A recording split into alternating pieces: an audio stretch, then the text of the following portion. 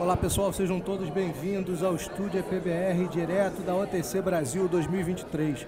A gente está aqui durante essa semana fazendo entrevistas ao vivo e levando para toda a comunidade da EPBR informação e as discussões que estão sendo tratadas aqui no evento. Nosso primeiro bate-papo deste ano vai ser com o diretor-geral da Agência Nacional do Petróleo, Rodolfo Saboia. Diretor, obrigado pela gentileza de mais uma vez estar com a gente. Bom dia. Obrigado, Felipe. Bom dia. Eu que agradeço mais essa oportunidade de a gente conversar. Cada vez que isso acontece é sempre bom. A gente percebe a dinâmica do mercado operando e transformando a realidade rapidamente no mundo atual. Então é sempre bom a gente atualizar esse papo. Legal. Eu queria começar justamente falando sobre esse otimismo, né? A gente estava conversando agora antes da gravação começar e o senhor estava se mostrando otimista com o mercado de upstream no Brasil. Como é que o senhor tem visto os movimentos? A gente está aí, em dezembro vão ter 2 leilões. Como é que o senhor tem visto os movimentos da indústria aqui no Brasil? O que justifica o otimismo que o senhor está trazendo aqui para o evento? Felipe, eu acho que o mercado, a gente conversando com empresas de todos os portes, a gente percebe que o mundo vem uma transformação muito rápida acontecendo por diversos fatores. Temos transição energética envolvida, tivemos a guerra da Ucrânia, agora temos o conflito no Oriente Médio, e tudo isso vem impactando geopoliticamente o mundo como um todo. Mas e isso é objeto de muitas dúvidas. Será que isso vai impactar o mercado de petróleo? Bom, o que a gente pode observar é um comportamento das empresas bastante descolado desses riscos geopolíticos. Elas têm mostrado um apetite. O Brasil, elas têm manifestado a visão de que o Brasil é um destino seguro, estável para esses investimentos. O apetite das empresas mudou ao longo desses últimos anos. Eles procuram ativos hoje mais seguros, com retorno mais rápido. Então o Brasil se mostra um cenário, um ambiente bom para esse tipo de negócio.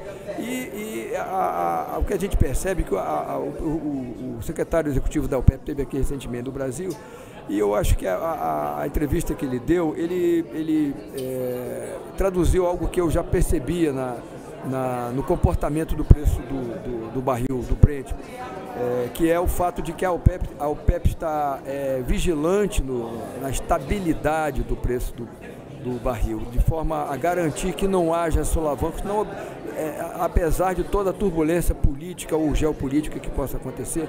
A OPEP tem passado uma mensagem de que ela está vigilante sobre o impacto desses eventos de importância geopolítica no mercado de petróleo, de forma a não permitir a desestabilização do abastecimento do planeta como um todo. Então eu acho que o momento é positivo nesse sentido. As empresas já perceberam, há uma noção hoje de que aquela visão, como nós estávamos conversando agora, romantizada, de que a transição energética aconteceria de forma suave e que seria quase que imperceptível, e um belo dia estaríamos todos movidos a energias renováveis, sem emissão de carbono. E essa visão hoje está muito comprometida pelos fatos. Os fatos se sobrepuseram a essa visão idílica que havia da transição. Ela tem que acontecer, longe de querer questionar, ao contrário. Eu sou uma pessoa que acredita na ciência e eu sei da absoluta necessidade que ela aconteça, mas ela não vai ser simples e ela não pode acontecer no lado da restrição da oferta. Não pode acontecer no lado da oferta pela sua restrição, e sim no lado da demanda pela sua substituição pela oferta de combustíveis renováveis, na quantidade e no custo que seja justo para que essa transição possa acontecer. Vai ser cara, não vai ser barata, ela não é uma transição movida à eficiência econômica da fonte energética. Se fosse por isso, continuaríamos por muito tempo no petróleo. Não é o caso, é uma transição que tem que ser incentivada, tem que buscar incentivos para que ela aconteça, e esses incentivos significam custo, em última análise. Então, hoje eu acho que já há uma consciência maior de que vamos conviver um pouco mais com o petróleo do que precisávamos. A demanda por petróleo continua crescendo no mundo e o Brasil precisa decidir se ele vai abdicar de fornecer esse petróleo que para o qual ainda existe demanda no mundo. E cabe lembrar aqui nesse ponto que o nosso petróleo, pela própria baixa intensidade de carbono do petróleo e da nossa produção, contribui para a redução das emissões decorrentes da produção de petróleo no mundo como um todo. Então é importante a gente ter essa visão de que a nossa produção contribui para reduzir as emissões desse setor. Então esse cenário olhado como um todo, eu acho que ele favorece muito o ambiente para esses leilões que nós estamos vendo. Nós estamos para assistir agora, no dia 13 de dezembro, como eu mencionei aqui na abertura, já vão estar em disputa 602 blocos exploratórios, localizados em 33 setores. 602 blocos? Contemplando 9 bacias sedimentares brasileiras. Então, a preliminar mostra que a gente tem motivos para estar otimista, mas a gente sabe que leilão é uma caixinha de surpresa, para usar uma metáfora futebolística aqui. A gente tem que esperar para ver o que vai acontecer no dia. Mas a gente está otimista. Porque nem sempre as empresas que estão inscritas, elas concretizam, apresentam propostas, mas é considerável o número de blocos que representa que teve interesse em diversos setores, né? E temos também um leilão de partilha, as duas vão acontecer no mesmo dia. Vão, no mesmo dia. Que está movendo grandes empresas também a demonstrar interesse nessas áreas. Como é que a ANP hoje enxerga o continuar dessa caminhada exploratória depois dessa diminuição de atividade no Brasil? A gente estava conversando sobre isso também antes. Temos uma redução de área exploratória offshore e onshore também no país. A importância dos leilões para recompor isso, como é que a ANP vê esse movimento hoje? Muito bom que você tenha tocado nesse ponto, Felipe. Porque o que acontece? A nossa previsão hoje, do grosso da nossa produção, que é do pré-sal, começar a decair ali por volta do ano de 2030. Então, a partir dali, há uma incerteza muito grande, porque a única área de nova fronteira mais promissora que nós temos é a margem equatorial. A gente precisa ter em mente que em 2016 nós obtivemos a autossuficiência na produção de petróleo. Eu sou uma pessoa que, como jovem, eu assisti o primeiro ou segundo choque de petróleo na década de 70. Eu vi como o Brasil penou para poder superar essa dificuldade que consumia praticamente todo o nosso saldo da balança comercial e era impossível conviver. O Brasil se endividou de forma muito danosa para a sua economia por conta dessa dependência externa. E se a gente não tomar uma decisão que reverta essa tendência a partir de 2030, a gente pode voltar a ser novamente importador de petróleo. Isso é uma escolha estratégica, não cabe à ANP. A ANP subsidia esse debate de forma técnica exclusivamente, mas eu chamo a atenção para que a decisão que o Brasil vai ter que tomar a esse respeito tem um caráter estratégico importante. A gente pode voltar apenas a se tornar importador, porque nós nos livrarmos da exploração, vamos dizer assim, e da produção, não vai nos livrar da dependência. A gente vai ter que consumir petróleo de alguém. Se não for o nosso, vai ser de alguém, provavelmente com uma intensidade de carbono mais alta. Então, é isso que está em jogo a partir dessa definição a respeito da abertura de novas fronteiras. A gente precisa ter em mente que não será possível abdicar do petróleo tão cedo como se imagina. Não obstante, nós temos já uma matriz energética, nós somos a quarta melhor matriz energética do mundo, ficamos atrás de países que não tem como comparar com o Brasil, como Islândia, Noruega e Suécia. Então, tudo isso considerado, eu acho que o Brasil está credenciado a ser um dos fornecedores de petróleo para o mundo até enquanto isso seja necessário. Costuma-se dizer, não, mas existe o mundo está mudando, o Brasil precisa se adequar ao novo mundo. Não tenho dúvida disso, o mundo está mudando, o Brasil precisa se adequar a tudo isso aí. Mas a gente não vai conseguir simplesmente se livrar do petróleo porque nós decidimos que ele não é bom. Isso não funciona. A gente isso só vai acontecer, nós livrarmos dessa dependência, quando houver o que possa substituir o petróleo como fonte de energia. É sempre bom a gente lembrar nessa discussão também que a gente, por exemplo, no Brasil tem muita gente que não tem nem acesso à energia. Exatamente, não só no Brasil. Na verdade, esse número, do ponto de vista da energia elétrica, esse número no Brasil é surpreendentemente pequeno. A energia elétrica chega a mais de 98% dos lares, o que é um número admirável para um país como o Brasil. Mas muita gente não tem. Esses 1,5% é muita gente. É gente que muitas vezes não tem dinheiro para comprar GLP, por exemplo. Sim, pessoas que estão usando lenha. Exatamente, não queimam lenha.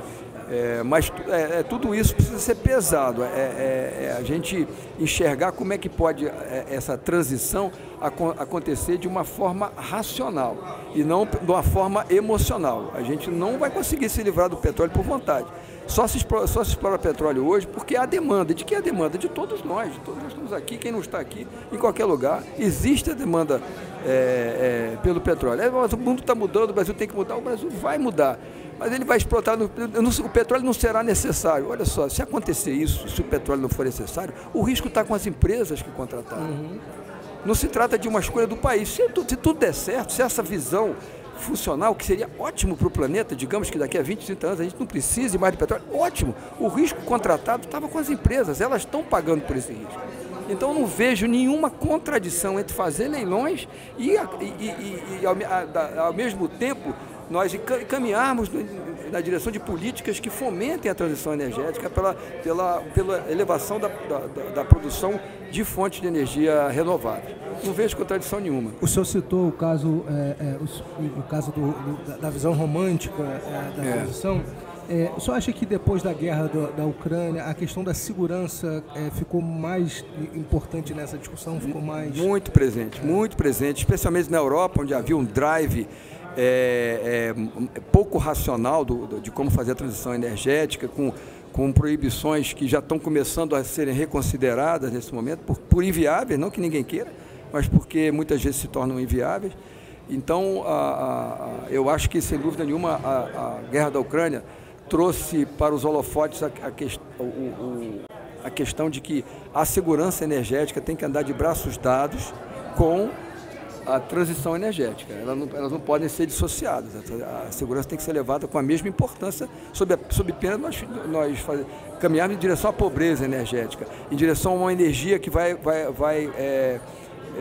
adquirir um preço que vai ser impagável pelos mais pobres logo para começar. Então, acho que tudo isso, a guerra da Ucrânia acabou trazendo um choque de realidade com relação ao que era possível de se fazer. Não obstante, eu não tenho dúvida de que a Europa ela deu inicialmente um passo atrás em relação a, porque ela se viu privada de energia, de toda a energia que o gás natural que a Rússia supria deixou de ser garantido, e ela deu um passo atrás, ela queimou tudo que tinha para queimar.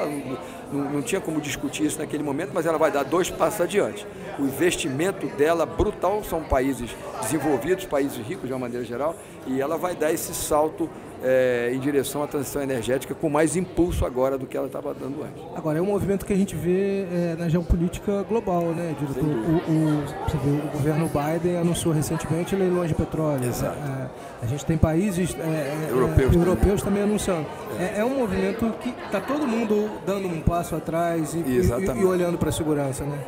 Exatamente. A gente percebe nitidamente isso quando o governo americano, por exemplo, o presidente Biden é um presidente que tem uma agenda ambiental inquestionável. E mesmo ele teve que se render à realidade dos fatos de que é necessário suprir energia ainda até que seja disponível a quantidade e o preço de energia renovável necessária. E nessa política de um no cravo, outro na ferradura, o próprio governo, o mesmo governo americano, empreendeu o IRA lá, que é o Inflation Reduction Act, que investe brutalmente quase $500 bilhão em subsídios para políticas que visam, entre outras coisas, mas principalmente projetos voltados para a transição energética. O Brasil, obviamente, países como o Brasil, obviamente, são incapacitados absolutamente de empreender qualquer coisa nesse sentido. Nós temos aí a contribuição das políticas que envolvem a regulação, como, por exemplo, a cláusula de P&D dos contratos de petróleo, de concessão de petróleo, que já ajudam muito, fornecem recursos para o desenvolvimento de políticas que já hoje incorporam justamente a transição energética nesse rol dos temas elegíveis para atendimento dessa cláusula de P&D. que no último ano, se eu não estou enganado, foram 4,4 bilhões de reais que foram destinados à pesquisa, desenvolvimento e inovação a partir dessas cláusulas. Mas um país como os Estados Unidos pode dar um salto desse tamanho, de quase $500 bilhão investido em políticas voltadas para isso. E ao mesmo tempo em que ele autoriza a exploração de um projeto como o projeto Willow, na costa do Alasca, na costa norte, quer dizer, voltada para o Ártico, com um risco ambiental que muitas vezes seria considerado inaceitável em alguns lugares, e o próprio governo do presidente Biden percebeu que ainda são necessários investimentos desse tipo de fonte de energia. Legal. Diretor, agradeço mais uma vez pela sua gentileza de abrir um espaço na agenda para bater esse papo com a gente. Tá ótimo, Felipe. Eu que agradeço mais uma vez a oportunidade. Obrigado, diretor. Obrigado a você que está assistindo a gente. Continua acompanhando toda a cobertura da agência PBR aqui direto da OTC Brasil 2023.